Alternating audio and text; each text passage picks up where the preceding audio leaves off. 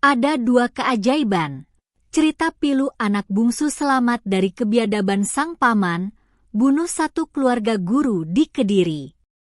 Cerita pilu dialami Spy 11, korban selamat kasus pembunuhan satu keluarga di Kediri, Jawa Timur.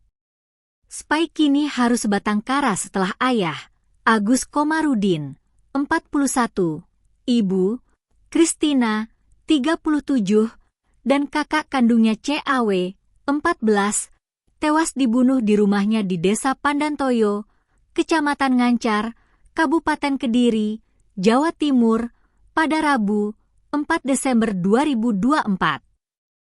Ironisnya, pembunuh keluarga guru di Kediri itu tak lain adalah adik kandung Kristina, Yusa Cahyo Utomo, 35.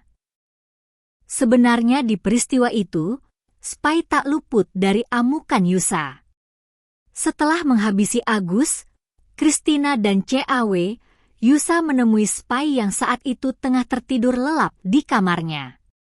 Yusa langsung menghantam kepala Spy menggunakan palu. Hantaman lainnya menyerempet pada bagian hidungnya. Peristiwa itu baru terungkap pada Kamis, 5 Desember 2024, saat rekan seprofesi almarhum Agus Komarudin yang merupakan guru, curiga. Agus 2 hari tidak masuk mengajar. Saat penemuan itu kondisi jenazah sudah mulai mengalami pembusukan dan lebam-lebam membiru. Sebab sudah hampir 2 hari meninggal. Namun warga hingga petugas kepolisian saat itu dibuat kaget lantaran menemukan Spy di kasur, masih ada tanda-tanda kehidupan. Padahal dia mengalami luka cukup parah di bagian kepala. Bocah Spy bisa disebut selamat 2 kali. Spy selamat dari pembantaian sekaligus selamat karena mampu bertahan atas luka parah yang dideranya bahkan selama 2 hari lamanya. Para petugas segera bergegas mengevakuasi bocah tersebut. Mengangkat tubuh yang lunglai itu menuju ke sebuah mobil minibus lalu membawanya ke rumah sakit. Di rumah sakit, para petugas kesehatan juga cekatan memberinya pertolongan. Memberikan layanan terbaik untuk meningkatkan kesempatan hidup. Segala upaya dramatis itu akhirnya membuahkan hasil. Bocah Spy telah melewati masa krisis dan kini masih dalam perawatan rumah sakit. Kapolres Kediri Ajun Komisaris Besar Polisi, AKBP, Bimo Arianto mengatakan, setelah kondisi stabil, bocah Spy tersebut menjalani operasi pada bagian batok kepala. Alhamdulillah kondisinya terus membaik dan semalam telah menjalani operasi di kepalanya, ujar Bimo. Meski sudah stabil, Kapolres menambahkan, kondisinya masih terus membutuhkan perawatan dan perhatian lebih lanjut dari petugas kesehatan agar semakin baik. Meski saat ini sudah stabil, pihaknya tidak tergesa-gesa melakukan pemeriksaan sebagai saksi kunci atas peristiwa yang menimpa keluarganya. Pihaknya memprioritaskan kesehatan bocah tersebut, baik pada sisi psikis maupun fisiknya.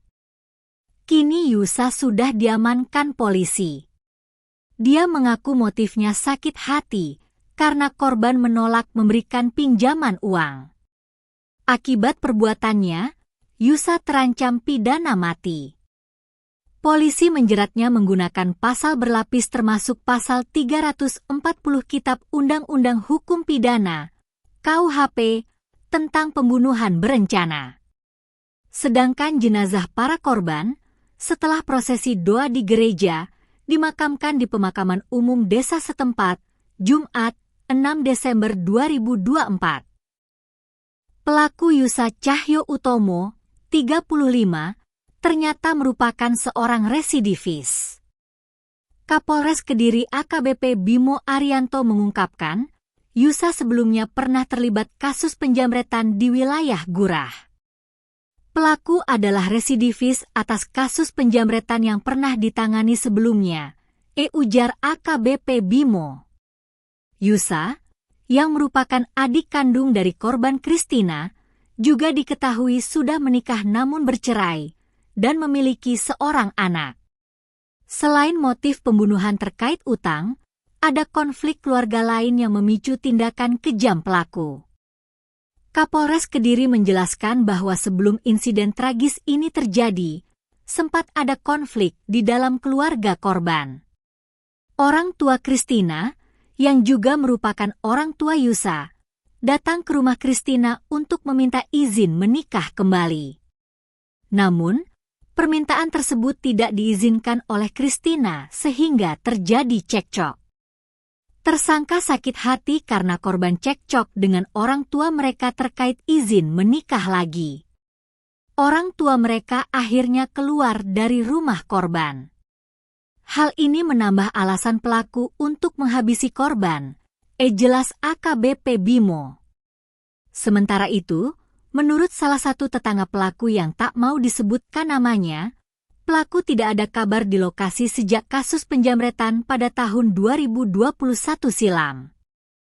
Perceraian itu juga disebabkan karena pelaku melakukan aksi penjamretan.